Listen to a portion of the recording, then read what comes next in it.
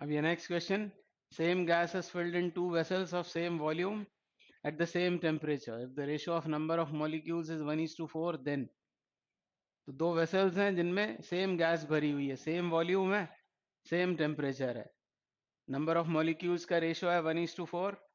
हमको बताना है आरएमएस वेलोसिटी और प्रेशर के बारे में। तो काइनेटिक थ्योरी ऑफ गैसेस में आपने पढ़ा है P is equal to 1/3 mn v square R M S upon V, जिसमें स्मॉल m क्या है, mass of each molecule, n is number of molecules, v is volume, p is pressure, और ये RMS speed का square. इस फॉर्मूले से आप रेशो ऑफ प्रेशर बतला सकते हैं, क्योंकि यहाँ बोला हुआ है सेम टेम्परेचर है और V R M S temperature पर ही डिपेंड करता है। टेम्परेचर सेम है यानी ये तो सेम रहेगा दोनों के लिए, और सेम गैस है इसलिए small m mass of each molecule भी सेम रहेगा, वॉल्यूम भी सेम है, यानी pressure is directly proportional to number of molecules. Number of molecules का रेशो 1:4 है, तो प्रेशर का रेशो भी 1:4 होगा, and so option B is correct. और वी आर एम एस के जो फॉर्मूले होते हैं वो भी इसी से निकल कर आते हैं। पहला फॉर्मूला क्या बनेगा यहाँ से, V R M S is equal to होगा √3 PV upon mn। m is mass of each molecule, n is number of molecules, तो ये क्या बन जाएगा, मास ऑफ गैस। इसको W लिख लेता हूं मैं, ये है मास ऑफ गैस। और PV इज इक्वल टू लिखा जा सकता है आइडियल गैस इक्वेशन से nRT अपॉन W।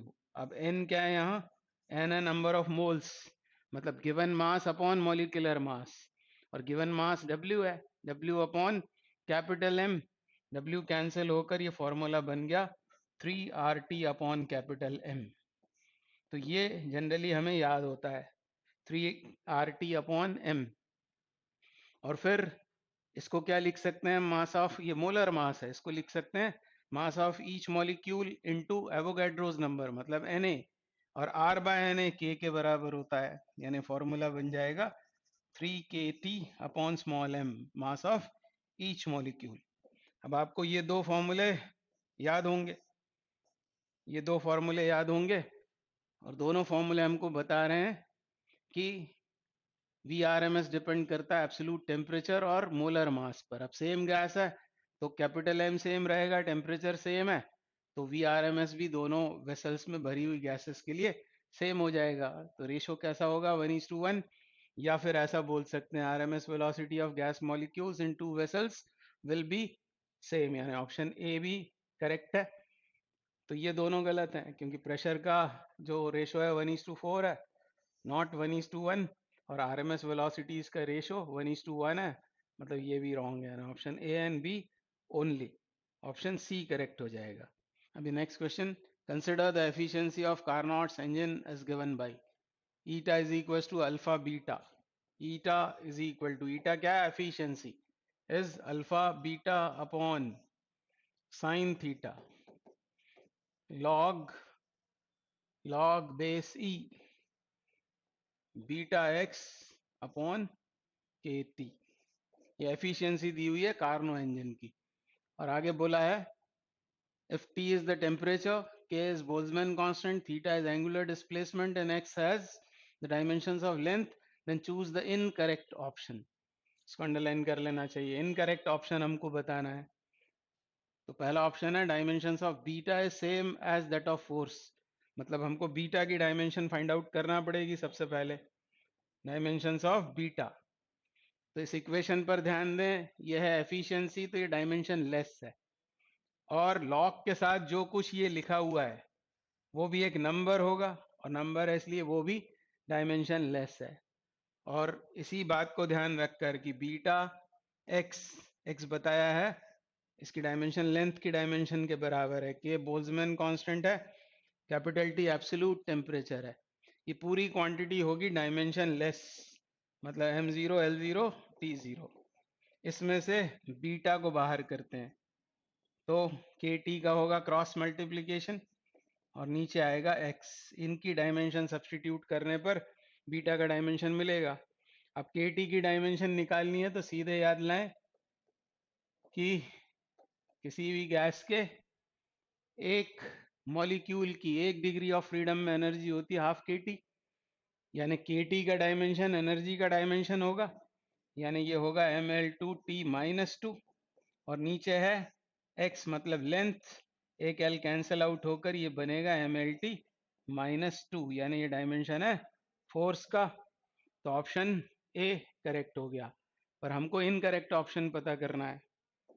अगला नेक्स्ट करते हैं, अब क्या है, dimensions of alpha -1 x is same as that of energy. तो अब अल्फा की बात करना पड़ेगी। तो आप देख रहे हैं ये पूरी क्वांटिटी तो एक नंबर होगी, तो इसको डायमेंशन लेस है, ये भी डायमेंशन लेस है, ये भी डायमेंशन लेस है, मतलब अल्फा इंटू बीटा ये डायमेंशन लेस होगा। तो ये ऑप्शन 2 की मैं बात कर रहा हूँ, alpha into beta is dimension less. और यदि ये डायमेंशन लेस है तो अल्फा-1 इसकी डायमेंशन, अल्फा-1 की डायमेंशन क्या होगी, क्योंकि ये दोनों डायमेंशन लेस हैं तो दोनों की डायमेंशंस, इसकी यदि x है तो इसकी 1/x होनी चाहिए, तभी वो डायमेंशन लेस बनेगा। तो अल्फा-1 होना चाहिए बीटा की डायमेंशन के बराबर। ये आ गया बीटा का डायमेंशन, मतलब अल्फा-1 का डायमेंशन आ गया, और इसमें x का मल्टीप्लाई कर दें तो हमको ये मिल जाएगा अल्फा-1 times x will be, beta का डायमेंशन वो आया हुआ है mlt-2, इसमें x का और मल्टीप्लाई करना है मतलब l का, दैट इज ये बन जाएगा ml2t-2, और ये एनर्जी है, मतलब ये डायमेंशन भी सही है। Dimensions of alpha x is same as that of energy, ये ऑप्शन भी सही है। तीसरा ये फाइंड आउट करवाया है हमसे, क्या, अल्फा-1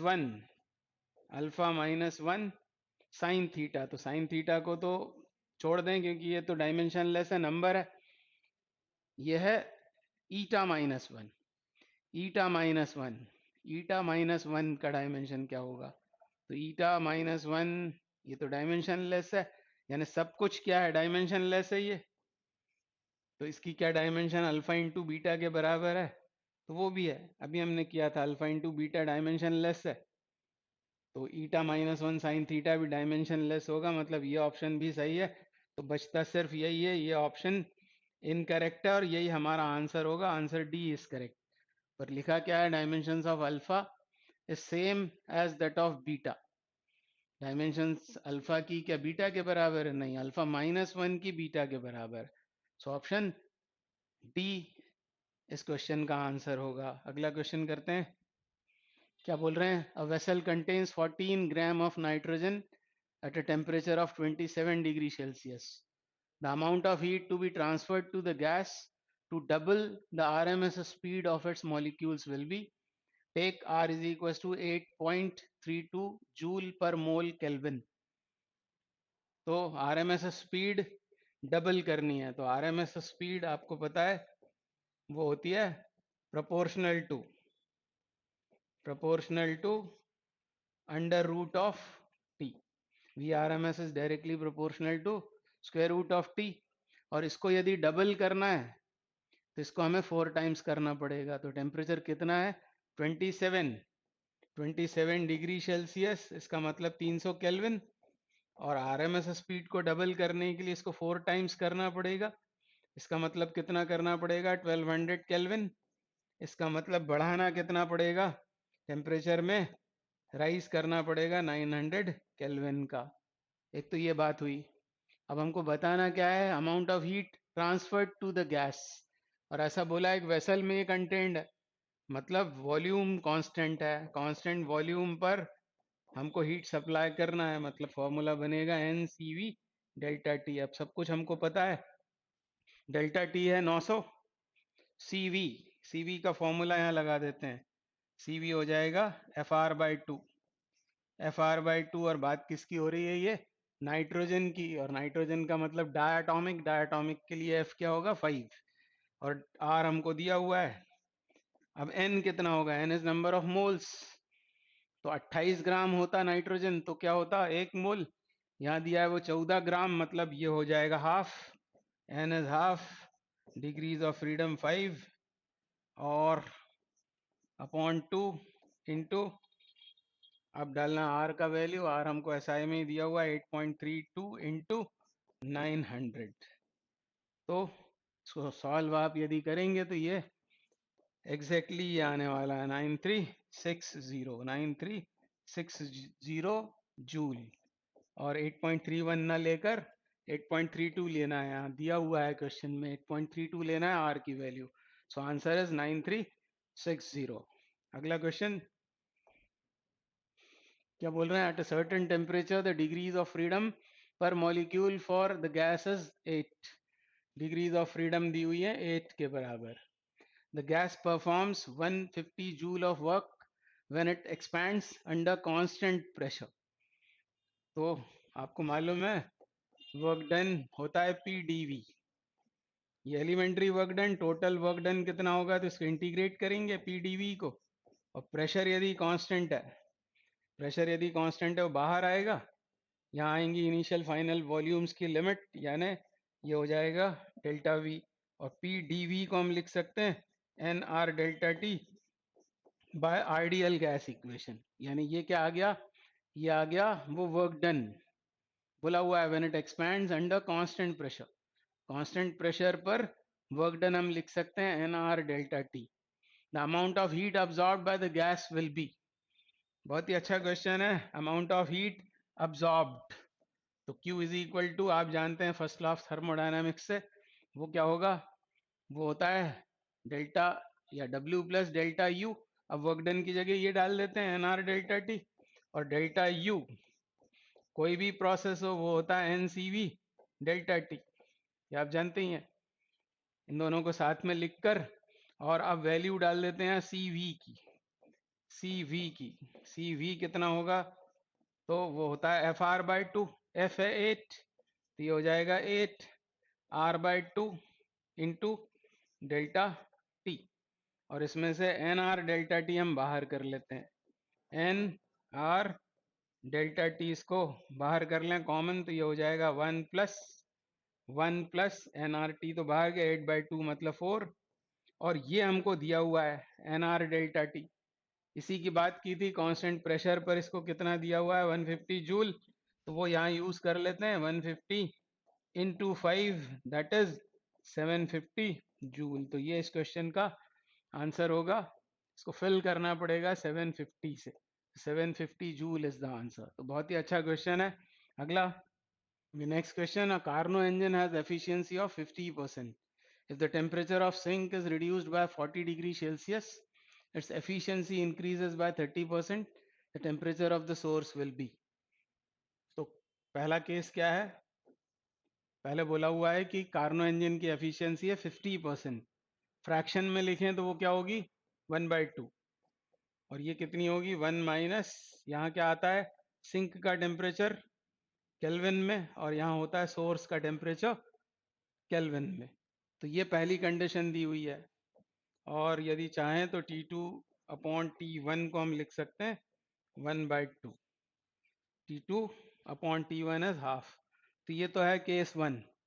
और अब क्या बोल रहे हैं? सिंक के टेम्परेचर को 40 डिग्री सेल्सियस से कम कर दिया। तो केल्विन में कितना कम कर दिया? 40 केल्विन, क्योंकि change in degree Celsius temperature ये चेंज इन केल्विन के बराबर होता है।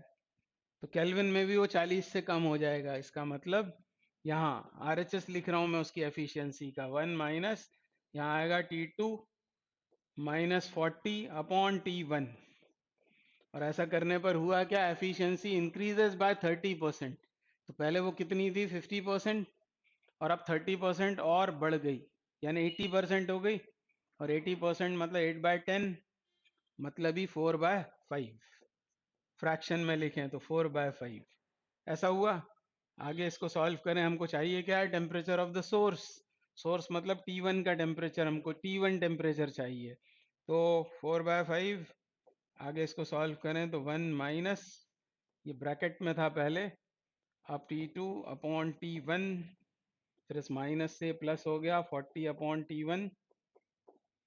और ये हमें पता है, ये हमको मालूम है, दिस इज हाफ, और इस हाफ को ले गए LHS में, इज इक्वल्स टू 40/T1। अब इसको सॉल्व करना है, 10 आया एलसीएम, ये हो जाएगा 8, ये हो जाएगा 5, is equal to 40 upon T1, तो ये हो गया 3/10।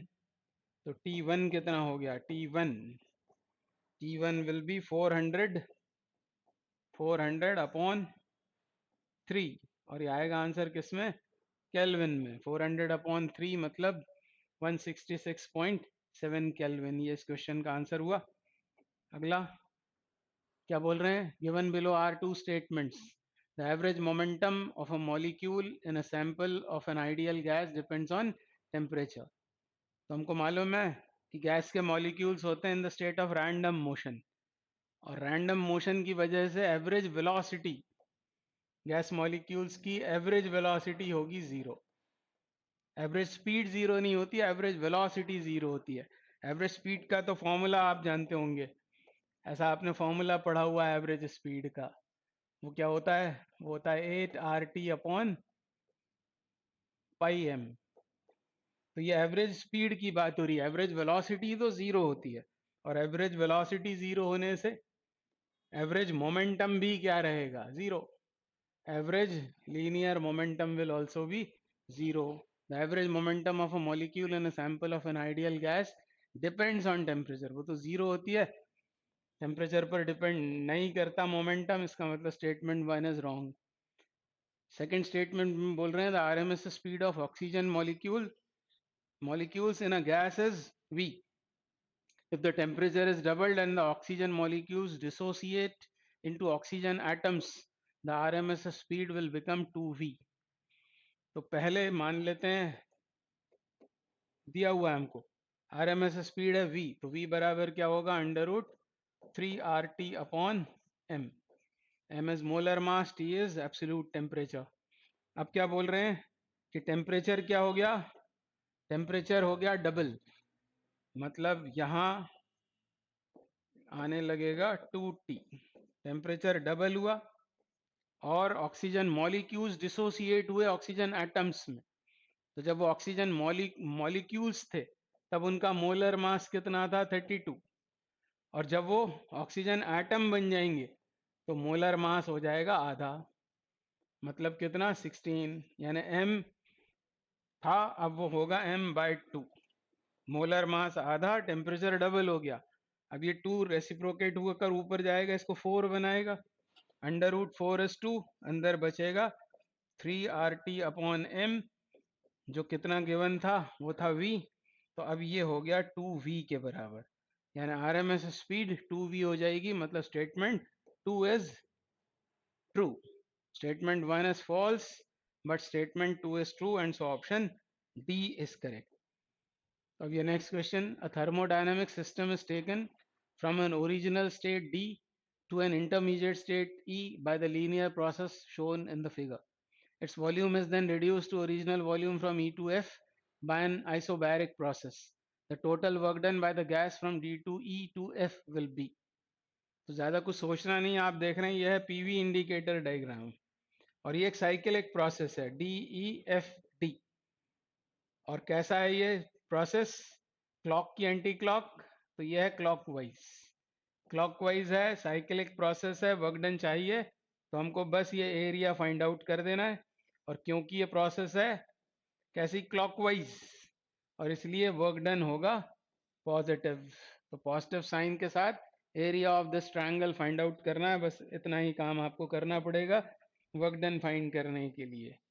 तो कितना होगा वो, हाफ बेस, बेस मतलब ये 5 है, ये 2 है, और वॉल्यूम मीटर क्यूब में दिया हुआ है, यानी ये होगा 3 मीटर क्यूब, ये तो हो गया बेस। और हाइट मतलब ये 600 पास्कल, मतलब न्यूटन पर मीटर स्क्वायर, ये 300, यानी ये हाइट होगी 300। 300 क्या, newton upon metre square, unit के साथ में जानबूझ के लिख रहा हूँ, ये metre square cancel out, newton into metre, मतलब हमारा आंसर आएगा जूल में। ये 900/2, दैट इज 450 जूल, तो ये आंसर हो गया। अब ऐसे ही यदि क्वेश्चन होता है जिसमें एंटी क्लॉक यदि होता ये प्रोसेस, तो फिर आंसर ये होता -450। अभी हाल फिलहाल आंसर है +450 जूल। अगला क्वेश्चन करते हैं। क्या बोल रहे हैं? The root mean square speed of smoke particles of mass. Smoke particles का मास दिया है in their Brownian motion in air at NTP is approximately. Formula क्या लगेगा? हमको चाहिए क्या है? हमको चाहिए root mean square speed, VRMS।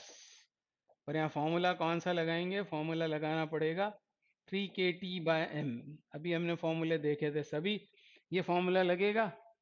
अब स्मॉल m तो हमको दिया हुआ है, स्मोक पार्टिकल, और ये है उसका मास 5 इंटू 10⁻⁻17 किलोग्राम में है। और बोल्ट्जमैन कांस्टेंट दिया हुआ है, क्वेश्चन में दिया है 1.38 टाइम्स 10⁻⁻23। और यहाँ आएगा एब्सोल्यूट, यहाँ आएगा एनटीपी बोला हुआ है, नॉर्मल टेम्परेचर एंड प्रेशर। तो नॉर्मल टेम्परेचर क्या होता है? 0 डिग्री सेल्सियस या 273 केल्विन, इसको कहते हैं नॉर्मल टेम्परेचर। तो यहाँ डालना पड़ेगा 273, और इसको सॉल्व करने पर पहले आंसर आपका किस में आएगा? मीटर पर सेकेंड में, और उसको मिलीमीटर पर सेकेंड में आप कन्वर्ट करेंगे। थोड़ी मेहनत है, पर इस आंसर तक आप इजीली पहुंच सकते हैं। आंसर इज 15 मिलीमीटर पर सेकेंड। पहले तो आंसर आएगा मीटर पर सेकेंड में, फिर कन्वर्ट होकर ये आंसर आपको मिल जाएगा। अभी अगला question, 1 mole of a monoatomic gas is mixed with 3 moles of a diatomic gas. The molecular specific heat of mixture at constant volume is alpha square R by 4 joule per mole Kelvin. Then the value of alpha will be. तो दो gases हैं, monoatomic gas, उसकी degrees of freedom कितनी होंगी? वो होंगी 3, और number of moles दिए हुए हैं, नंबर ऑफ मोल्स 1। और दूसरी गैस है डायटोमिक, नंबर ऑफ मोल्स हैं 3, और डिग्रीज ऑफ फ्रीडम कितनी होंगी? डिग्रीज ऑफ फ्रीडम दूसरी गैस के लिए वो हो जाएंगी 5, क्योंकि बोला हुआ है हैज नो वाइब्रेशनल मोड। हमको चाहिए क्या है? कांस्टेंट वॉल्यूम पर specific heat, molar specific heat या मॉलिक्यूलर स्पेसिफिक हीट, मतलब हमको चाहिए CV मिक्स। और इंटरनल एनर्जी कंजर्व करके एक फॉर्मूला हम बनाते हैं इस तरह का, N1 CV1 पहली गैस के नंबर ऑफ मोल्स, और molar specific heat at constant volume पहली गैस के लिए, यहाँ आएगा N2, यहाँ आता है CV2 upon N1 plus N2। और यही दे रखा है हमको अल्फा स्क्वायर R/4, और हमको वैल्यू फाइंड करना है अल्फा का। तो बस यहाँ वैल्यू सब्सटीट्यूट करें। N1 तो है 1 पहली गैस के लिए, N1 इज 1, और CV1 कितना होगा? CV1 उसका फॉर्मूला होता है FR/2, तो वो हो जाएगा 3R/2। इसी तरह CV2 कितना होगा? तो वो होगा 5R/2। डिग्रीज ऑफ फ्रीडम यहाँ डाल दिए मैंने FR/2 के फॉर्मूले में। तो यहाँ आ गया 3R/2 plus number of moles, दूसरी गैस के लिए नंबर ऑफ मोल्स हैं 3, और यहाँ आएगा 5R/2 upon upon total number, मतलब N1 प्लस N2, वो 4 हो गया।